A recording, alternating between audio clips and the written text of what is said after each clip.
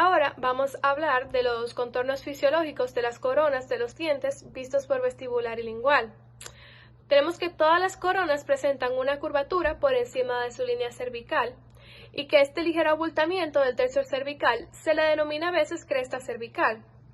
Aunque la amplitud de la curvatura puede variar de un individuo a otro, normalmente en los dientes permanentes no suele extenderse más de 1 milímetro de la línea cervical, siendo generalmente de un tamaño menor.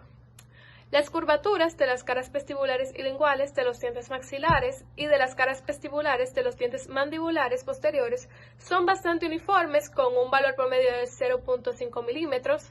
Tenemos también que los dientes mandibulares posteriores tienen una curvatura lingual de aproximadamente 1 milímetro con la cresta de la curvatura en el tercio medio de la corona en vez de en el tercio cervical.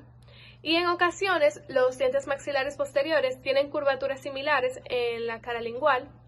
Y por último, tenemos que los dientes mandibulares anteriores muestran menos curvatura de la corona por encima de la línea cervical que los demás dientes. Esta suele ser menor que 0.5 milímetros y a veces es tan plana que cuesta distinguirla.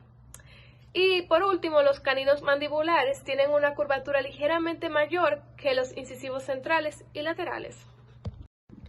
A continuación vamos a hablar de las curvas de oclusión.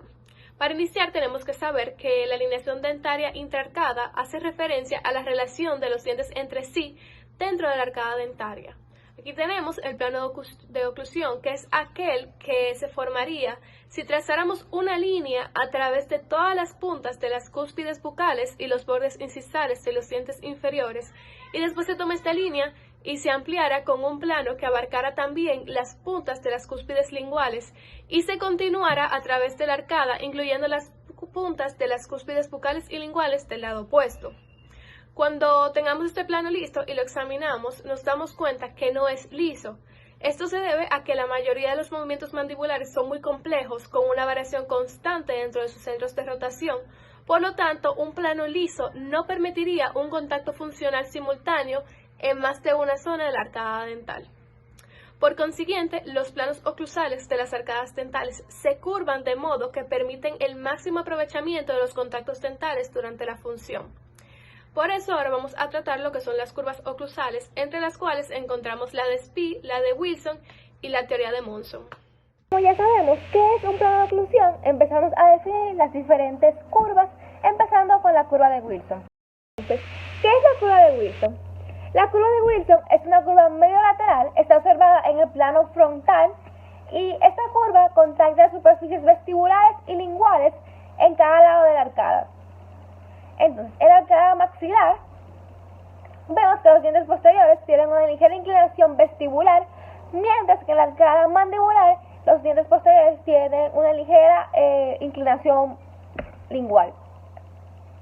Si pasamos una línea imaginaria por las cúspides vestibulares y linguales de los dientes posteriores del lado derecho e izquierdo, vamos a observar que es un plano de oclusión curvo. La curvatura va a ser convexa en la arcada maxilar y va a ser cóncava en la arcada mandibular. Esta inclinación se da por dos razones: la resistencia de la carga y la función masticatoria. Continuando tenemos la curva de Spee. La curva de Spee es aquella curvatura oclusal que se observa en el hueso mandibular a través de la vista anteroposterior. Esta es descrita por los bordes incisales y las cúspides de las piezas dentarias inferiores. La profundidad de esta curva no debe ser de más de 1.5 milímetros. En la oclusión dentaria, la curva de Spee resulta necesaria para mantener un sistema masticatorio eficiente, un adecuado balance muscular y una función oclusal apropiada. La curva de Spee, observada en una vista sagital de la arcada inferior, va a unir a las superficies oclusales de las piezas dentarias, comenzando con el borde incisal de los incisivos inferiores y continuando con las cúspides bucales de los premolares y molares. Esto se mide desde la parte más profunda de la línea curva, que es descrita por las cúspides vestibulares de los molares y los premolares, hasta un plano que va desde la cúspide distovestibular del segundo molar inferior al borde incisal del incisivo central inferior. Dentro del papel que juega la curva de Spee en la oclusión, tenemos que, como ya había mencionado, Esta define el patrón más eficiente para mantener un máximo contacto durante la masticación. Y además, esta provoca una resistencia contra las fuerzas oclusales durante la masticación y es necesaria para estabilizar el arco dental durante la oclusión, al igual que se relaciona con la magnitud de la fuerza de la mordida. Estudios han reportado que las personas que tienen una mayor fuerza de mordida presentan una curva de Spill ligera o plana, por lo tanto resulta importante nivelarla para una adecuada función masticatoria. Ahora vamos a hablar de lo que es el ecuador dentario o ecuador anatómico. Las superficies axiales de los dientes se caracterizan por tener una zona más sobresaliente o de mayor convexidad, a la cual se denomina ecuador dentario. En las caras libres, vestibulares o linguales o palatinas, el ecuador dentario se va a encontrar en el tercio cervical y medio y se va a medir de mesial a distal, mientras que en las caras proximales el ecuador dentario se encuentra en el tercio oclusal y se mide de vestibular a lingual o palatino. El ecuador dentario va a dividir la corona en dos zonas que son una supraecuatorial y una infraecuatorial.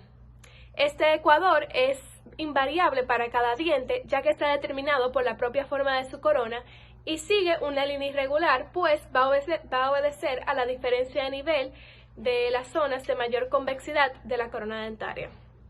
La determinación de este ecuador dentario se realiza durante la construcción de prótesis dentarias parciales para diseñar así el tipo de colocación de los elementos de soporte y retentivos de la misma.